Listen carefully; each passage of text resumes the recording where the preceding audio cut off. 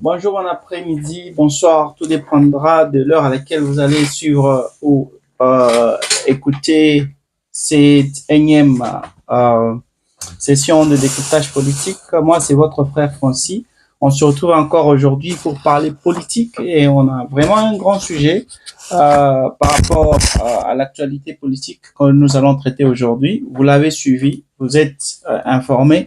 Euh, le président rwandais a partagé dans une interview, il a dit que les problèmes du Congo, ce n'était pas Félix Tshisekedi ou ce ne sont pas les M23. Le problème du Congo, c'est que le Congo, une partie des terres du Congo reviennent au Rwanda. Cela a été pendant la période coloniale. Donc, la RDC, une partie des territoires du Nord et du Sud Kivu appartiennent normalement au Rwanda. Donc, c'est ça même la raison de la guerre à l'Est. On va traiter de ce problème aujourd'hui. On va vous dire si ce qu'il a dit est vrai, si réellement le problème du Congo, c'est ça. Est-ce que les terres congolaises appartiennent au Rwanda? Parce que il y a ceux-là qui ont déjà compris avec la balkanisation à l'est du pays. Il y a les M23 qui sont déjà à l'est installés depuis 1 an maintenant. Est-ce que ce n'est pas l'objectif de Kagame, parce que ça a toujours été sa vision d'installer cet empire Ima Tutsi, c'est leur vision. Cet empire va comporter la partie de l'est du pays, le nord, le sud Kivu, le Rwanda, l'Ouganda et le Kenya pour former cet empire Ima Tutsi. Est-ce que cela, dans ce qu'il a dit, est-ce qu'il a une partie de la raison? Pourquoi le Rwanda cherche toujours ces terres? Est-ce que c'est vrai que dans ce qu'il a dit, il y a la vérité? On va traiter des causes profondes même des conflits en RDC. On va parler de ce dossier sur décryptage politique aujourd'hui. Mais avant cela, je tiens à remercier ou vraiment à dire bravo à notre gouvernement. Je l'avais dit ici, j'avais lancé un coup de cœur à notre gouvernement. J'avais lancé un cri d'alarme. J'avais demandé vraiment c'est que les autorités puissent penser à nos frères, aux réfugiés, aux milliers de réfugiés. Ils sont à plus de 250 000 qui sont répartis entre la Tanzanie et le Burundi, qui vivent dans des conditions vraiment invivables. Il manque de nourriture, il manque de soins, de santé, il manque de tout. Ils sont abandonnés à leur triste sort. Le gouvernement burundais avait demandé à ce que le gouvernement congolais puisse prendre en charge les ressortissants. Ces gens, ce sont ces Congolais qui avaient fui au Vira, la partie de l'Est, quand les M23 avaient pris d'assaut la ville d'Ovira. Alors, ils étaient au nombre au total de 400 000. Il y a ceux-là qui étaient rentrés à Ovira quand les M23 s'étaient retirés, soi-disant. Alors, il y a toujours ceux-là qui sont restés là-bas. Il y a parce qu'il y avait au travers de situations qu'ils étaient en train de mener, qu'est-ce que je dis là, par rapport aux conditions invivables dans lesquelles ces gens vivaient, il y a eu mort d'hommes, il y avait 107 personnes qui avaient perdu la vie. Alors le gouvernement burundais ainsi que les ONG qui étaient là-bas avaient lancé vraiment un appel au gouvernement congolais pour chercher à venir en aide à ces personnes. Et je peux louer l'intervention du gouvernement congolais par l'entremise de la ministre des Affaires sociales, Madame Eve Massoudi qui s'est rendu sur place, elle-même et quelques membres du gouvernement congolais qui se sont rendus pour apporter des vivres. C'était vraiment beaucoup, bien que ces gens soient nombreux. Je vous ai parlé des 250 000 si on comptait ceux-là qui étaient au Burundi et ceux-là qui étaient en Tanzanie. Tous les deux camps ont été visités. On a visité le camp qu'on a visité au Burundi. C'est le camp Bousouma, qui est à 200 km de la capitale du Burundi. Là, je cite Bujumbura. Alors, ils ont reçu les vivres, ils ont vraiment exprimé leur reconnaissance envers le gouvernement congolais. Il y a ceux-là qui demandent assez qu'on puisse plus miser sur la paix, que la paix soit restaurée pour qu'ils puissent retourner au pays parce que ils ne veulent pas habiter là-bas pour toujours parce qu'il n'y a pas de soins, il n'y a rien qui garantisse leur survie. Et il y a aussi les personnes qui ont recueilli ces dons, les ONG, ils ont demandé aussi, elles ont demandé à ce que le gouvernement puisse encore apporter plus d'aide. On parle là de 33 millions de dollars pour essayer d'assister à long terme ces réfugiés parce que c'est les dons qu'on a fait, bien que cela soit constitué des vivres, que cela soit constitué des produits de première nécessité, cela ne va pas suffire. Selon leurs études, ils ont trouvé que cela ne peut couvrir que 2 semaines seulement. Donc, c'est une prise en charge de 2 semaines. Donc, ils demandent encore plus. Mais quand même, le gouvernement congolais a montré encore une fois qu'il s'est soucié de la population. Tel était le message de la ministre des Affaires sociales qui a dit que la République n'oublie pas ses enfants. Alors, nous espérons vraiment qu'il y aura une solution dans le long terme qui va être prise pour la prise en charge de ces gens, si pas retrouver, essayer d'apporter la paix, une paix durable à l'est du pays, vraiment qu'il y ait un système qui permette à ce que ces gens ne puissent pas manquer, que ces gens soient pris en charge. Alors, c'est avec cette nouvelle que nous commençons le décryptage politique d'aujourd'hui. Je vais vous parler, je l'ai dit en titre, je vous parle de Kagame. Je vous passe d'abord ce qu'il a dit. Je vous passe ce qu'il a dit avant que je ne vienne faire mon analyse. Je vais un peu essayer de tout vous expliquer. Ce qu'il a dit pour qu'on comprenne tous les causes profondes. Tout le monde parle des causes profondes. On ne sait pas quelles sont les causes profondes. Alors, on va essayer de suivre ça d'abord.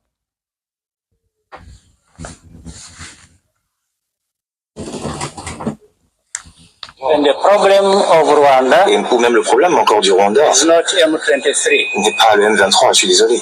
M23 is M23 a product est un produit of many other problems that la have résultante not de been plusieurs autres problèmes qui n'ont pas été résolus for decades. depuis des décennies maintenant.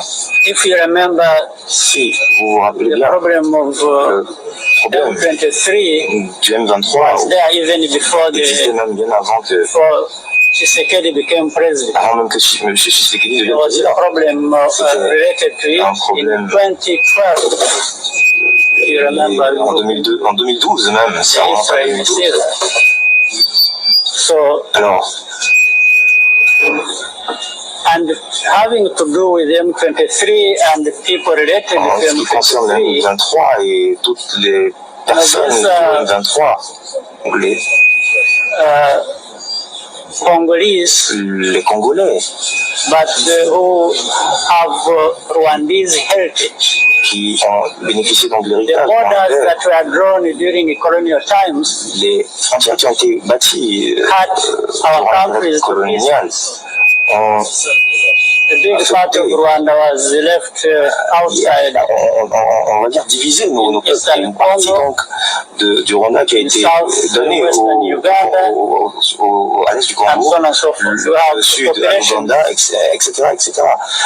Nous avons une coopération qui existe déjà dans ces zones et qui ont Rwandese background.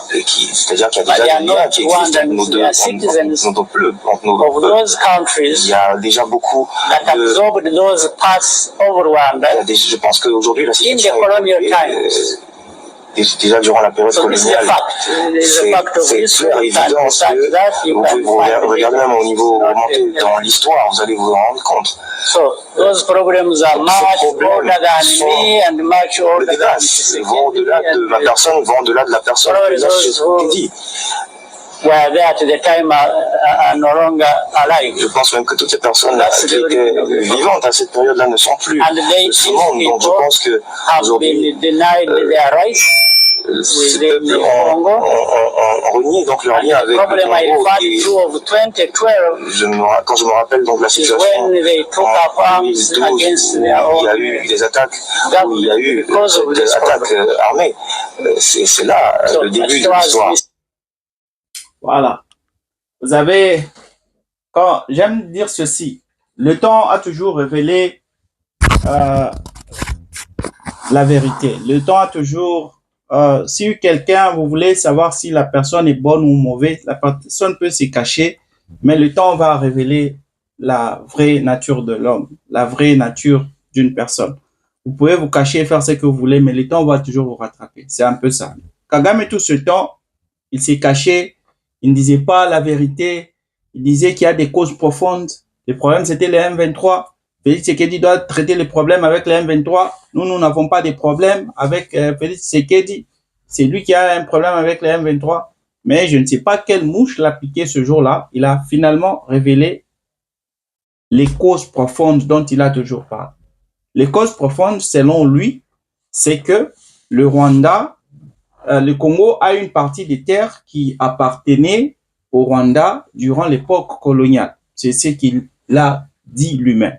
Et par rapport à ça, on peut se poser des questions fondamentales. Par exemple, pourquoi, si le problème de la RDC, parce qu'il a dit que ce problème-là existait avant même que Félix Tshisekedi soit là.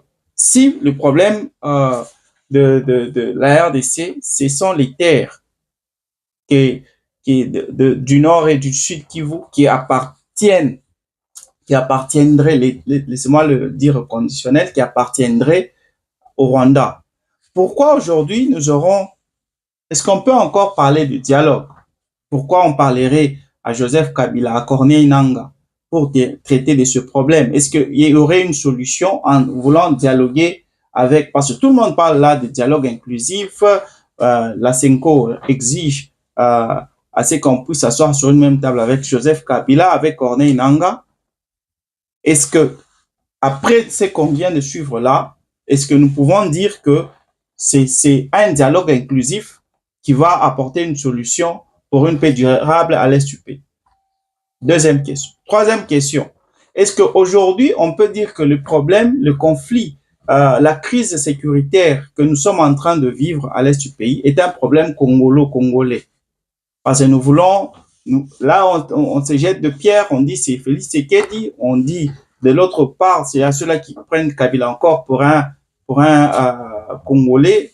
Donc, ça peut être Joseph Kabila, c'est lui qui a laissé les problèmes. Est-ce que c'est un problème congolais?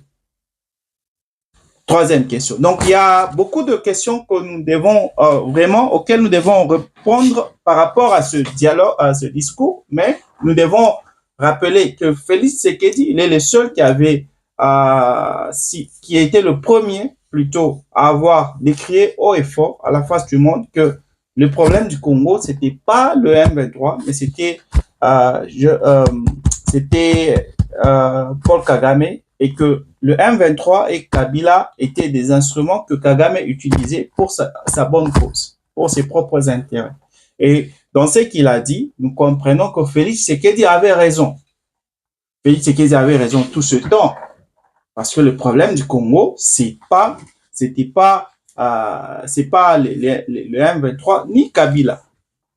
Mais cela ne veut pas toutefois dire que dans sa manière de gérer cette crise sécuritaire, Félix Tshisekedi a totalement raison. Parce que si il dit que, par exemple, s'il dit que le problème, ce n'est pas le M23, c'est Kagame, et s'il devait négocier ou bien s'asseoir sur une table, il le ferait avec Kagame au lieu de le faire avec le M23. Mais vous le savez, il a été obligé de le faire avec le M23 à Doha.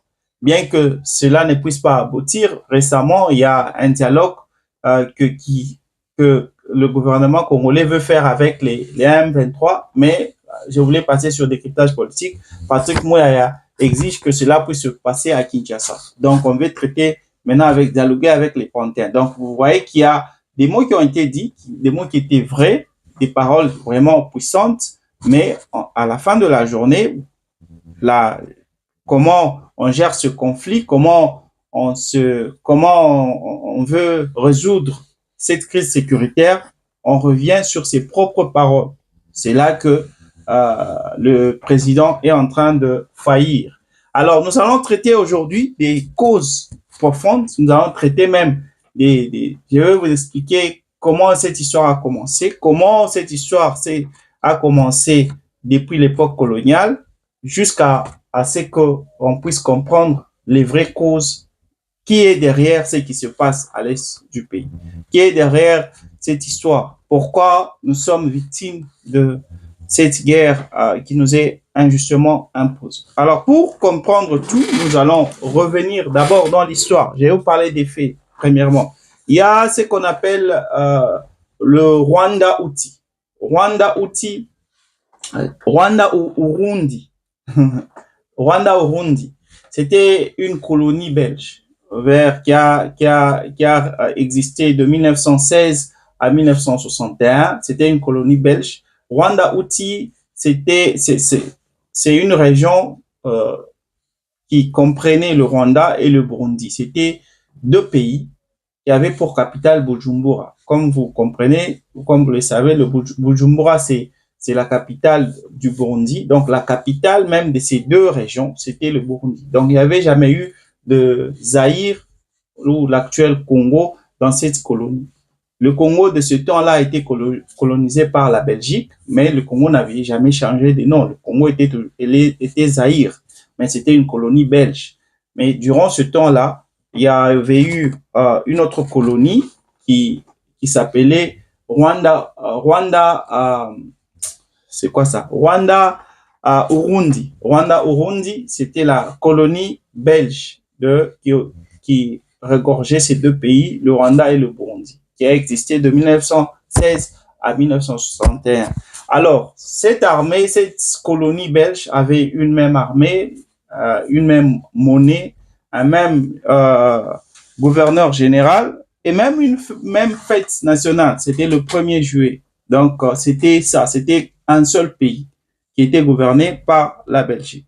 Après ça, par rapport au territoire annexé, c'est chose que le président rwandais a signalé. Il a dit qu'il y avait des territoires du nord et du sud Kivu qui étaient annexés qui étaient des territoires du Zaïre qui étaient du Rwanda qui ont été annexés au Zaïre. Est-ce que c'est vrai ou c'est faux? C'est faux aussi. Par rapport à ça, je me dois de vous signaler que vers les années 1930-1950, la colonie belge a utilisé la MIB, qui signifie la mission d'immigration des Banyarwanda, pour envoyer 200 000 Rwandais vers la province du Nord Kivu, précisément dans le territoire de Masisi. On les a envoyés là-bas pour une mission simple, l'agriculture et la mine. Que ces gens-là, ces Rwandais, puissent aller travailler au Nord Kivu, plus précisément à Masisi, pour des raisons agricoles et minières. Donc, on les a exploités pour aller travailler là-bas. Donc, ce n'était pas une décision d'annexion coloniale, mais c'était une décision c'était une décision coloniale belge et non une annexion coloniale. Donc, nous devons faire la différence. Les 200 000 Rwandais, majoritairement, ou tout qui étaient envoyés en RDC, c'était pas pour annexer la RDC au Rwanda ou annexer une partie des terres rwandaises à la RDC. Non, ils étaient partis à l'est, au nord Kivu, pour aller travailler. Je vous l'ai dit, travailler dans des zones minières et travailler dans l'agriculture. C'était ça, pour cette raison. C'était une décision de la Belgique. Maintenant, Kagame, il a été choisi comme un exécutant régional. Je vous l'avais expliqué quand je vous parlais des causes profondes aussi de la guerre, quand je vous ai parlé du génocide rwandais en 1994, quand je vous ai expliqué comment les Hutus avaient été autorisés par Mobutu à infiltrer l'Est de la RDC. Je vous avais expliqué tout ça. Vous pouvez juste voir mes anciennes vidéos, vous allez voir. Kagame a été choisi comme exécutant régional. Il a prouvé aux impérialistes qu'il était l'homme idéal pour exécuter leur plan mafieux dans la région des Grands Lacs. Alors, il a été choisi par les grandes puissances. Il y a la Belgique, il y a les États-Unis, même Bill Clinton était cité il est cité dans cette histoire. Alors, il a été l'homme qui a été choisi pour mener à bien leurs intérêts. Mais non, il se devrait d'avoir maintenant un président qui puisse accepter maintenant le plan même de ces colonialistes pour que le Congo soit dans leurs mains. Alors, lui, Kagame, il était là, mais là, il fallait que quelqu'un soit là pour permettre à ce que leur plan mafieux puisse continuer. Alors, la première personne qui a été choisie, c'était Laurent Désiré Kabila. Vous voyez, ça a commencé d'abord avec Mobutu Sese Seko, quand on avait permis à ce que les Rwandais puissent intégrer la RDC. Vous voyez, la période coloniale, il y avait des Rwandais qui étaient déjà installés à l'Est pour travailler. Et puis, quand Mobutu a pris le pouvoir, on a obligé à Mobutu d'ouvrir la frontière en 1994 pour que les Hutus puissent fuir, soi-disant, les Tutsis. Kagame qui avait déjà qui avait déjà pris le contrôle du pays, et alors il se devrait soi-disant de fuir leur mort, fuir le Rwanda pour sauver leur vie, parce que soi-disant c'est eux qui avaient tué les Tutsis. Alors ils devaient fuir le Rwanda pour aller se réfugier quelque part là où ils allaient se sentir en sécurité. Voilà pourquoi Mobutu avait ouvert la frontière. Alors leur plan ne s'est pas terminé là-bas. Alors ils avaient besoin de quelqu'un qui allait permettre à ce que la souveraineté du pays soit compromise. Voilà pourquoi Laurent Désiré Kabila, qui avait le feu Laurent Désiré Kabila, qui avait essayé, qui avait tenté de faire tomber Mobutu pour la première fois quand il était repoussé pour aller se réfugier en Tanzanie. Il était tiré d'une balle à la jambe. Vous connaissez l'histoire. Voilà pourquoi il boitait de son vivant. Alors, on a vu que c'est un courageux. Les Américains ont trouvé que c'est l'homme idéal. Maintenant, cet homme n'avait pas de moyens. Voilà pourquoi il avait échoué dans sa première tentative. Alors, on lui a donné des Rwandais et des Ougandais. On lui a donné de l'argent, des armes pour qu'il soit capable de faire tomber Mobutu. Et il était l'homme idéal, l'homme qui a libéré le Congo du pouvoir dictatorial de Mobutu. On l'a tous célébré, on l'a tous vraiment adoré. Il était l'homme idéal pour le Congo. Vous le savez, de cette époque-là, $1 était égal à 1 franc congolais. L'économie vraiment du Congo était vraiment à un niveau vraiment qu'elle n'a jamais atteint jusqu'aujourd'hui. Vraiment, tout était beau de ce temps-là. Mais quand il a pris le pouvoir, il a fait des erreurs. Les erreurs qu'il a faites, c'était accompagner ou continuer le plan de ces impérialistes au Congo. Voici, il avait signé des accords. Il a premièrement livré la souveraineté du Congo. Il a sacrifié l'armée congolaise. Il y a les territoires de l'Est qui ont été occupés par des Rwandais et des Ougandais. Il y a les ressources minières qui ont été sacrifiées parce que de son temps-là, il avait signé des accords avec beaucoup de pays pour que ces pays soient autorisés à à venir exploiter les mines, les minéraux congolais, les minéraux stratégiques. Là, on parle de minéraux même stratégiques. Donc, il avait cédé la souveraineté du pays. De ce temps-là, il y avait déjà des Rwandais qui étaient dans l'armée et la personne qui l'avait même tué, c'était un Rwandais. C'était un Rwandais qui l'avait tué. Donc, il avait voulu se retourner. Quand il a compris que non, il sacrifiait la souveraineté du pays, il a voulu se tourner contre les Rwandais, les mêmes personnes qui l'avaient aidé à prendre le pouvoir. Il a voulu se tourner contre ces personnes. Voilà pourquoi, avec l'autorisation américaine, ces gens-là ont tué, ont tiré sur lui, on l'a tué. C'est comme ça que ça s'est passé. Vous comprenez un peu la petite histoire. Alors, le Rwandais était déjà là. Il avait sacrifié la souveraineté du pays. Pour assurer la continuité, Kanambe, Joseph Kabila, celui que certains appellent Congolais, mais que nous savons être Rwandais, il a aussi continué avec le plan, il a assuré la continuité de ce plan, de ces personnes qui sont derrière la misère de la crise sécuritaire à l'est du pays. Il a continué avec ça.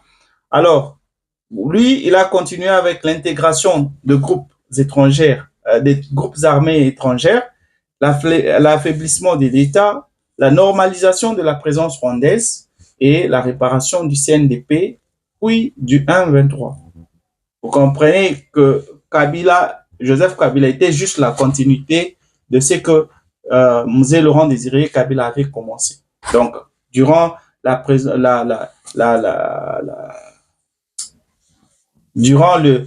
pendant le temps de Joseph Kabila à la tête du pouvoir, le mandat de Joseph Kabila, il avait normalisé la présence des Rwandais. Les Rwandais ont intégré l'armée, les Rwandais étaient partout. Même il y a des Rwandais que nous avons jusqu'à aujourd'hui dans l'armée, c'était Joseph Kabila qui les avait nommés. Ils ont intégré l'armée.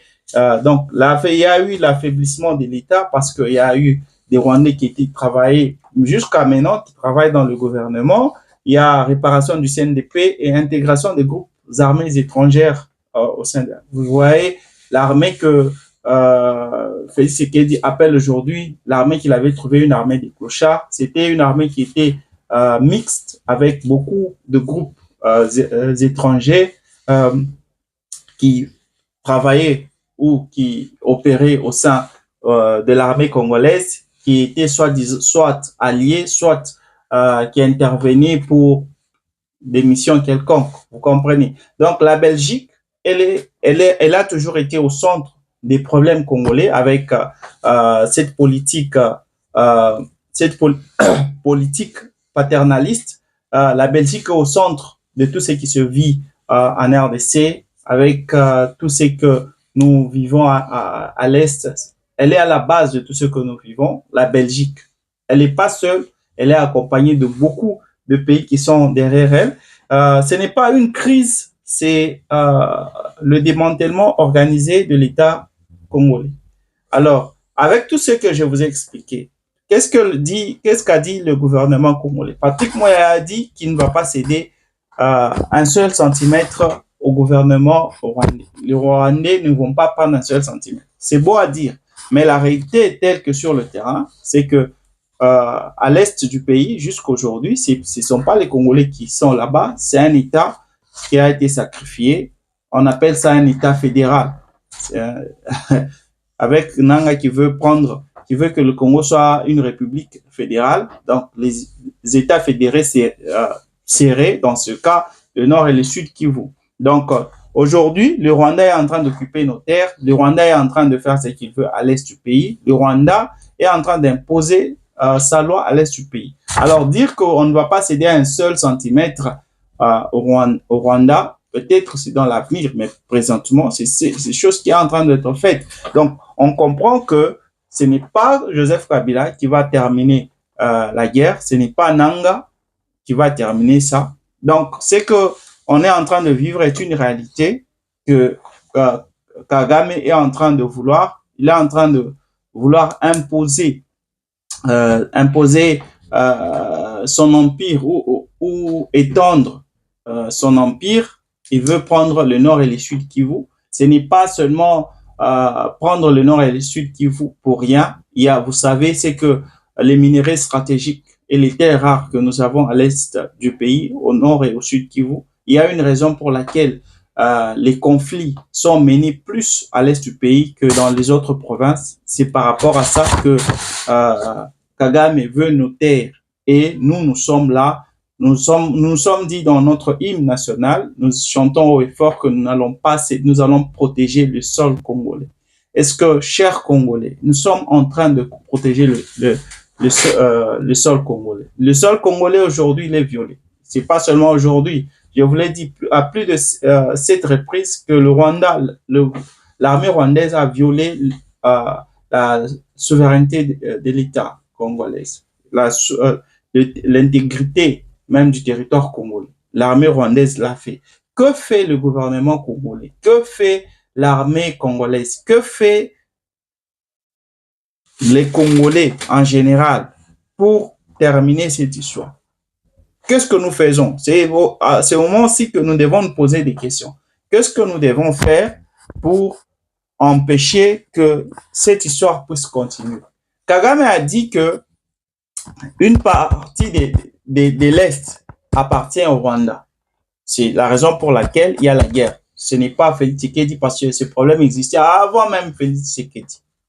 Maintenant, nous savons, la loi, elle dit ceci. Je vais vous dire la loi. Aucun royaume ancien ne fonde un droit moderne sur un État souverain reconnu par l'ONU.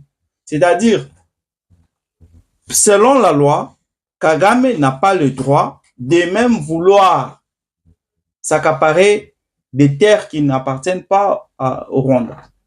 Donc, nous savons que nous sommes protégés déjà par la loi. Mais nous savons aussi une chose, c'est que les mêmes personnes qui établissent ces lois internationales qui protègent la souveraineté d'un État, ce sont les États-Unis. Et les États-Unis avec l'ONU, ce sont eux aussi qui sont derrière le Rwanda. C'est-à-dire, dans cette guerre, Kagame fait ce qu'il veut, sachant qu'il a l'appui et le soutien des États-Unis. Et ces mêmes États-Unis, ce sont eux auprès de qui nous sommes allés pour chercher recours, à qui nous donnons nos minéraux. J'ai appris que la GECAMINE, la générale des carrières et des mines, a décidé de donner 100 000 tonnes de cuivre aux États-Unis.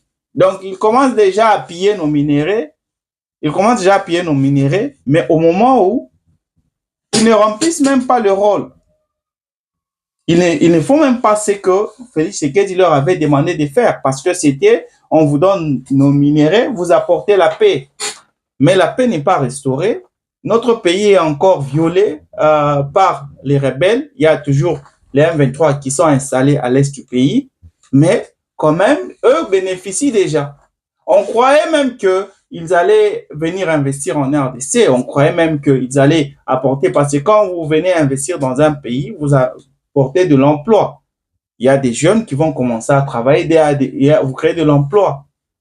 Non, ce sont les compagnies congolaises qui vont maintenant devoir travailler pour les Américains. Et nous, pendant ce temps-là, nous, on est là en train d'observer seulement. Mes chers frères et sœurs, je vous le dis, si on continue à observer seulement ce pays ici, on sera esclave dans notre propre pays. Peut-être que vous n'êtes pas concerné, vous vivez à Kinshasa, vous vivez, je ne sais pas, à Lubumbashi, à Mbujimaï. Non, la situation de l'Est, là, on en parle seulement comme ça.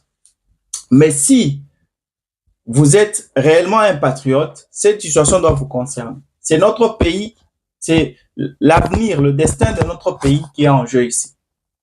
Peut-être que c'est bien pour vous aujourd'hui, c'est beau. Mais demain, vous allez regretter parce que les mêmes personnes-là qui sont esclaves à l'est du pays, ces personnes-là qui dirigent ce territoire vont se déplacer. Si vous écoutez les discours de Nanga, ils ne vont pas s'arrêter aujourd'hui. Ils ne vont pas s'arrêter seulement là-bas. Ils pensent à prendre l'intégralité du pays. Et quelle sera votre réaction après ça?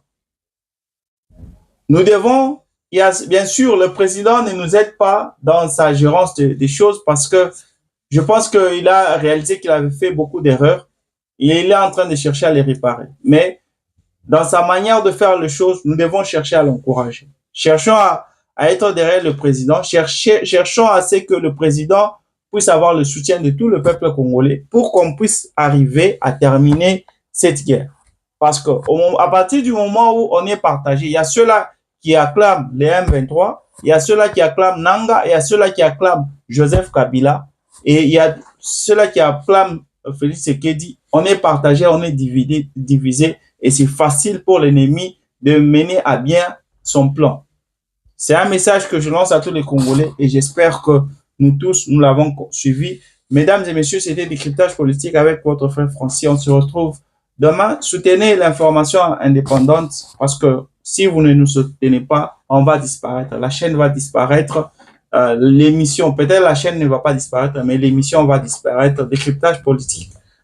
On est là pour traiter de l'information indépendante. On n'est ni de Joseph Kabila, ni de Félix Tshisekedi. On est là pour traiter ce qui est. Vous nous connaissez, vous nous suivez depuis l'année passée. C'est ça, Décryptage politique. Si vous aimez ce qu'on fait, soutenez-nous, partagez, likez, dites quelque chose dans les commentaires, ça va nous faire du bien. Merci d'avoir été de nôtres. Je vous retrouve demain avec la même force, la même énergie. Bye.